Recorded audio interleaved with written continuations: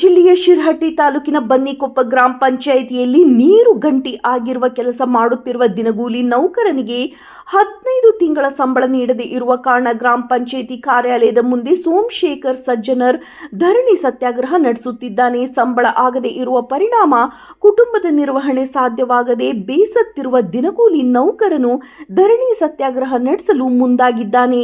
ವರದಿ ಚಂದ್ರಶೇಖರ್ ಸೋಮಣ್ಣನವರ್. ಬನ್ನಿಕೊಪ್ಪ ಗ್ರಾಮ ಪಂಚಾಯಿತಿಯಲ್ಲಿ ವಾಟರ್ ಮ್ಯಾನ್ ಟು ಲೈನ್ಮ್ಯಾನ್ ಕೆಲಸ ಮಾಡ್ತಿದ್ದು, ಆದ ಕಾರಣ 15 ತಿಂಗಳ ಪೇಮೆಂಟ್ ಆಗಲಿಲ್ಲಕ್ಕೆ ನಮ್ಮ 2 ಹೆಣ್ಣುಡ್ರು ಒಂದು ಗಂಡು ಹುಡುಗ ನಾವು ಮನೆತನ ನಡೆಸೋದು ಆಗೋದಿಲ್ಲ. ಅದಕ್ಕೆ ಕೇಳಿದ್ರೆ ಇವತ್ತು ಬಾ ನಾಳೆ ಬಾ ಅಂತಂದು ಹೇಳ್ತಾರೆ ಅಂತ ಹೇಳಿ ನಾನು ಕೇಳೋಕೆ ಬಂದರು. ಇವತ್ತು ಬಾ ನಾಳೆ ಬಾ ಅಂದು 1 ತಿಂಗಳು ಮಾಡಿ ಹೋಗು ಅಂತ ಕಳಿಸ್ತಾರೆ. ನಾನು ಹಾಗಾಗಿ ಧರಣಿಗೆ ಕುಂತಿದ್ದೀನಿ, ಸತ್ಯಾಗ್ರಹ ಮಾಡ್ತೀನಿ.